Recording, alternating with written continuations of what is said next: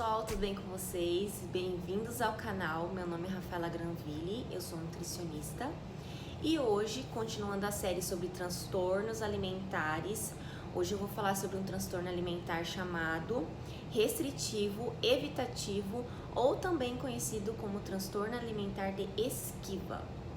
Bom, antes de eu começar a explicar para vocês mais a fundo sobre esse transtorno, eu gostaria de compartilhar com vocês sobre um manual que é conhecido como Manual de Transtornos Mentais, que esse manual atual é o DMS-5, e o DMS-5, ele descreve esse transtorno como um transtorno que não acontece apenas na primeira infância, mas esse transtorno ele pode ser prolongado para o resto da vida.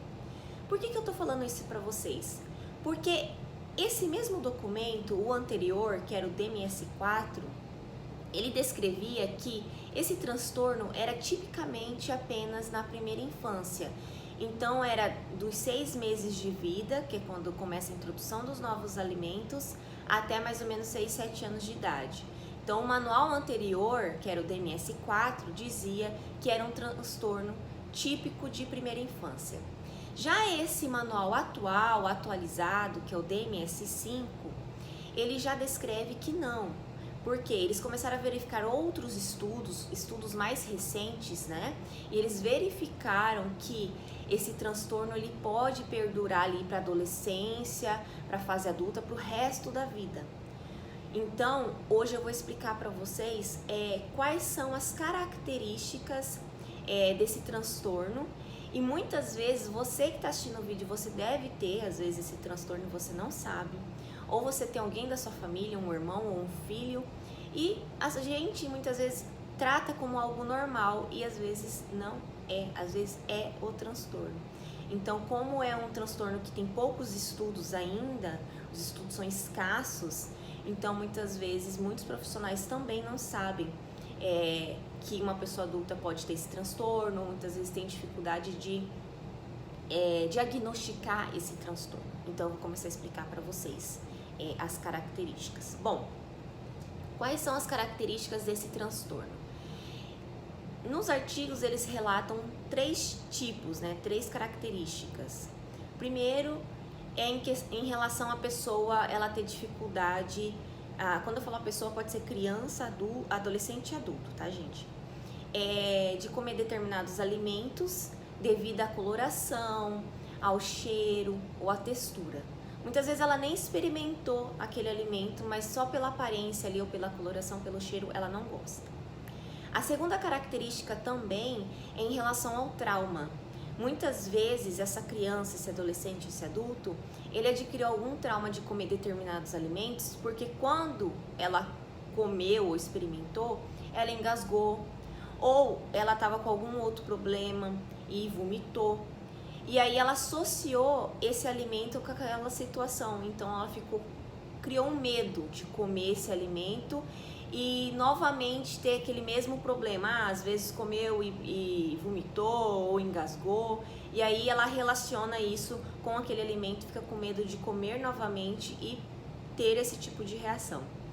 E o outro trauma também que pode estar associado em relação a alguns alimentos é até em relação aos pais, porque quando a criança ela começa com essa introdução de novos alimentos, é muito comum, às vezes, essa criança, no começo, ela rejeitar determinados alimentos.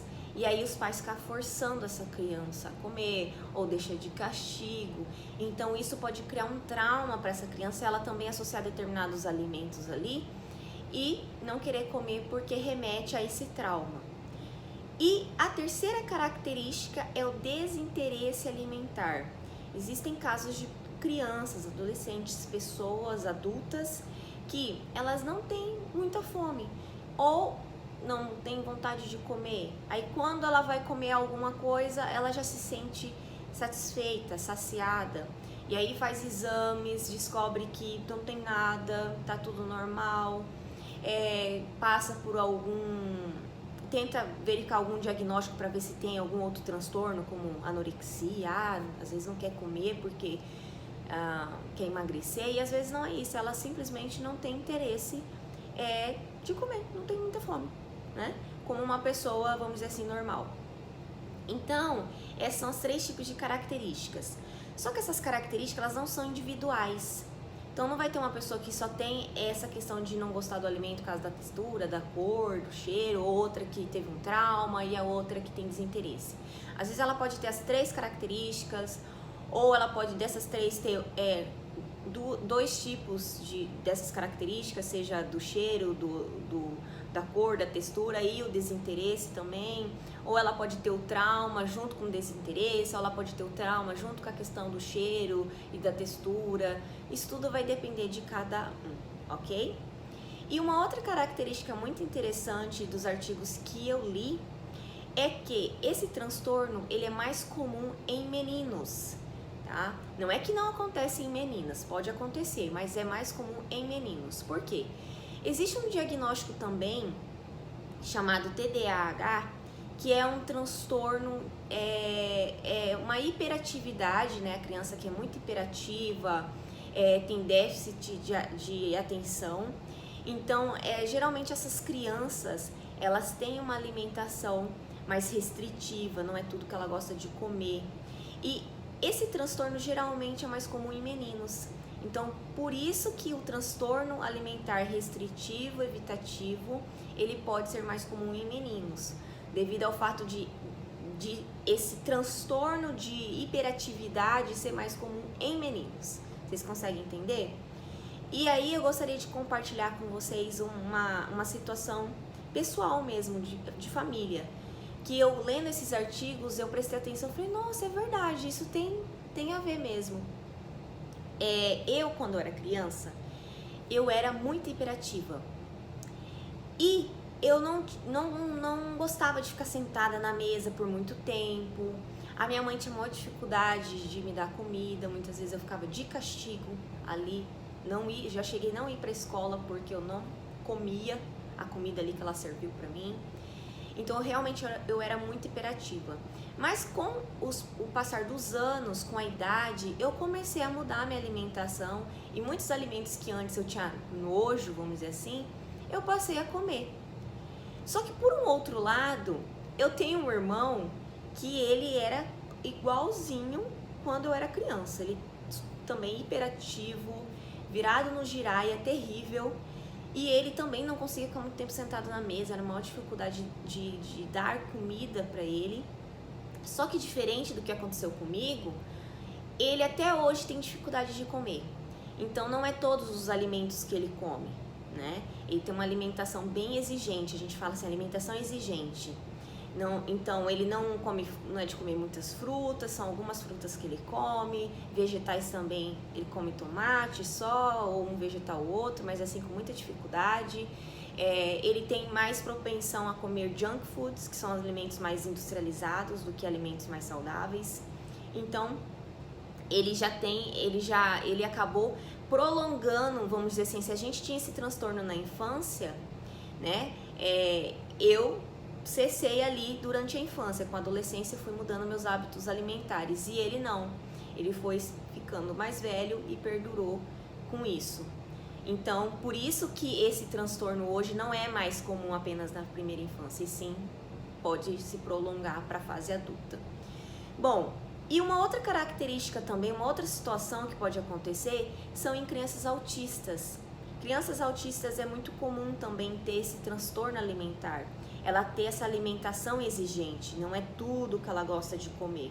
Então, ela pode também desenvolver esse transtorno evitativo, restritivo alimentar. Inclusive, eu gostaria de mostrar um livro para vocês que eu estou lendo, que é esse aqui, ó, só que ele está em inglês, ele não tem em português, que é a conexão entre a mente e o intestino. Foi escrito por um médico e ele relata alguns casos dos pacientes dele em relação à questão do intestino. As pessoas têm dificuldade de ir ao banheiro fazer cocô, qual que é a relação do nosso intestino com o nosso cérebro, né? Em relação com a questão das emoções nossa, com como que eu posso dizer, do nosso humor.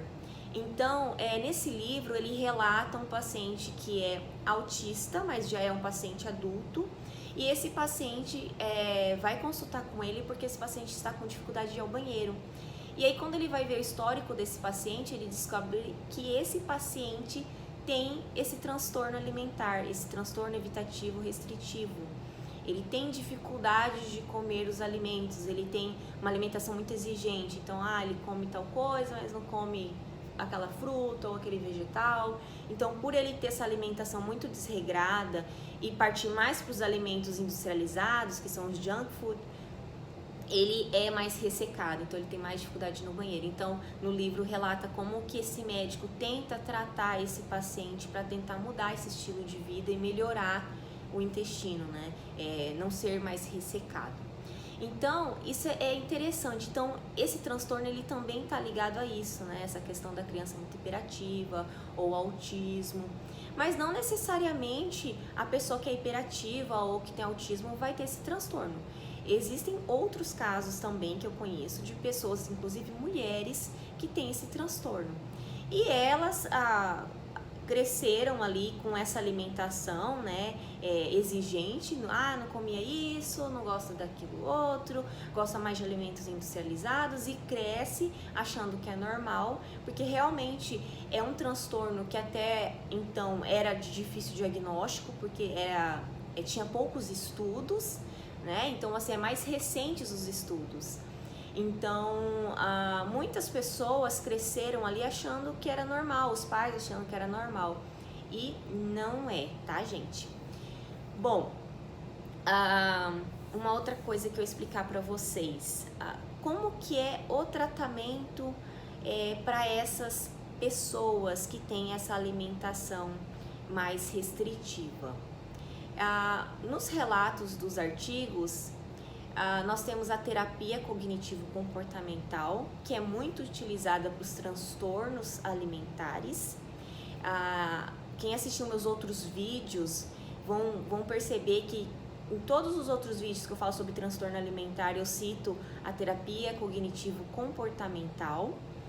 E um outro relato também desses artigos em relação a esse transtorno, que a terapia, dependendo da fase se for criança ou adolescente, também é importante a terapia não apenas com aquela criança, com aquele adolescente, mas também com o adulto, né, com a pessoa ali também que é responsável pela alimentação desse jovem. Também dando a consciência ali para aquelas pessoas que convivem com essa criança, com esse adolescente, ou os pais, né, dar consciência aos pais, que não é forçando essa alimentação ali para o jovem que vai fazer ele comer. Pelo contrário, quanto mais forçar é pior, ok? E no caso do adulto, vai ser uma terapia mais individual, porque a pessoa já é adulta, já é uma pessoa mais independente. E outras formas de tratamento também que tem relatos nos artigos é em relação a alguns medicamentos, que eu não posso citar aqui os nomes, primeiro porque eu não sou médica, e segundo também porque senão o YouTube pode bloquear meu vídeo. Mas há relatos também do uso de medicamentos que tratam alergia, que podem fazer com que aumente o apetite desses pacientes. Há alguns antidepressivos também, há relatos que podem melhorar esse quadro, fazer com que a pessoa sinta mais vontade de comer, mais fome. Mas em relação aos pacientes que têm TDAH, que fazem uso de medicamentos para tratar essa hiperatividade, é comum o medicamento diminuir mais ainda a fome do paciente. Então, se essa criança, se esse adolescente, se esse jovem, né, ele tem TDAH, ele já tem essa dificuldade de comer e ele faz uso de medicamento para tratar essa hiperatividade, vai diminuir mais ainda esse interesse dele sentir fome. Então, você que é mãe ou pai que está assistindo esse vídeo e tem um filho que tem TDAH e está fazendo uso de medicamento, você verificou assim, antes dele fazer uso de medicamento para tratar a hiperatividade, ele já tinha dificuldade de comer, agora com esse medicamento aumentou a dificuldade, né? Ele come menos ainda. Relata isso ao médico que está fazendo o acompanhamento do seu filho, ok? Uma outra observação também que eu queria falar para vocês é em relação ao diagnóstico, né, desse transtorno, porque o que acontece? Nos relatos dos artigos, eles falam assim, que esse transtorno pode trazer muito prejuízo para a saúde da criança, do adolescente, do jovem. É claro, como qualquer outro transtorno alimentar, seja transtorno alimentar de picar, seja anorexia, bulimia, seja ruminação, todos trazem prejuízos para a saúde do indivíduo. Você pode ter, além de perda de peso, você também pode ter problemas nutricionais, deficiências de vitaminas, minerais, que isso vai refletir no seu corpo, né? A queda de cabelo, na unha, na pele, nos dentes, entre outras coisas. Mas eu queria fazer um comparativo aqui com vocês em relação a esse diagnóstico, como é muito complicado o diagnóstico desse transtorno que eu estou falando. Por quê? A pessoa que tem esse transtorno, ela não necessariamente vai estar abaixo do peso. É claro que pode ser que a criança ou adolescente, ele pode apresentar baixo peso, e quando você tem aquele acompanhamento, né, quando a criança tem um acompanhamento ali com um profissional, que faz todo aquele cálculo, vê o peso, a altura, em relação à idade, vê o percentil, que são aqueles gráficos para ver se está dentro do percentil ideal ali, do peso para a idade. Se a criança está abaixo do peso, pode acontecer o seguinte: vamos investigar o que está acontecendo que essa criança, esse adolescente está abaixo do peso. Vai perguntar para os pais como que é a alimentação dessa criança, ok. Só que pode acontecer o seguinte, pode acontecer dessa criança fazer exames de sangue e constatar que está tudo ok com ela. E aí o profissional pensar assim, não, ela está abaixo do peso, mas os exames dela deu tudo ok. E muitas vezes essa criança aparentemente parece saudável, né? Ela está abaixo do peso, mas os exames deu tudo ok ali em relação a vitaminas, a minerais. Só que às vezes essa criança está sendo suplementada pelos pais, porque também isso é muito comum. Às vezes os pais, preocupados porque a criança não come, não se alimenta direito, ou o adolescente, ficam suplementando esse filho e muitas vezes não relatam isso para o profissional. E aí o profissional acaba não sabendo disso.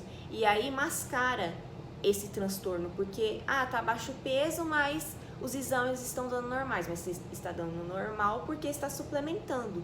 Mas isso não significa que a criança está se alimentando corretamente. Então, isso também é bem complicado. E uma outra situação também é quando a criança ou o jovem ou o adulto, ele está com peso ideal. E aí muitas vezes não é feito exames também porque está com peso ideal. E não significa que a pessoa com peso ideal, ela está saudável, né? Porque você precisa investigar o que ela come. Porque, por exemplo, no caso do meu irmão que eu citei para vocês no vídeo, o meu irmão, ele até hoje tem uma alimentação exigente, não é tudo que ele come. E ele está dentro do padrão, o peso dele é ideal. Só que quando você vai ver o histórico alimentar dele, ele não tem uma alimentação adequada.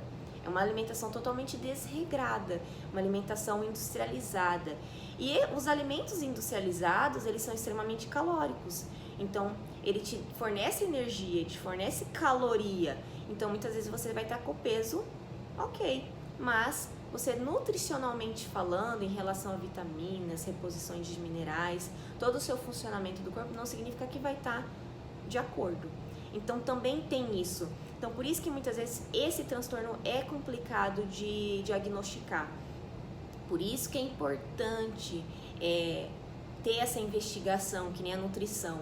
Nós nutricionistas, a gente tem quando o paciente vai até o consultório, nós fazemos o recordatório de 24 horas. É claro que o recordatório de 24 horas não vai dizer ali pra gente se essa alimentação é ideal ou não, porque às vezes um dia antes a pessoa saiu um pouco da rotina, foi no aniversário, ou pode ser que naquele dia anterior ela resolveu que ela queria comer uma salada, ser mais saudável, mas não necessariamente que todos os dias ela é assim.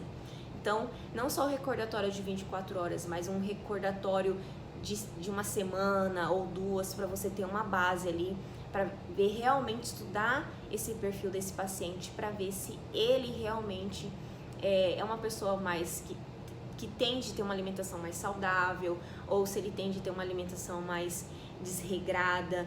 E conversando com esse paciente. No caso da criança, você conversando com os pais ali, tentando investigar o que está acontecendo. Então, realmente é um transtorno um pouquinho complicado de diagnosticar devido a isso. Que você pode estar com baixo peso, mas os seus exames estarem todos normais e, na verdade, essa criança está sendo suplementada, como o inverso, pode estar com o peso ideal, um pouquinho acima do peso, mas não significa que está saudável, porque às vezes ali o peso está mascarando, dizendo, tá ideal, tá no padrão, mas quando você vai fazer exames de sangue ou quando você vai investigar essa alimentação, ela não tá adequada. E isso é muito complicado, gente, porque daí quanto mais você demora para diagnosticar, descobrir esse transtorno, isso vai perdurando ali para a vida inteira. Então, com certeza você deve conhecer pessoas que têm essa alimentação exigente. Quando eu falo exigente, não significa assim, eu não gosto de comer, sei lá, maçã.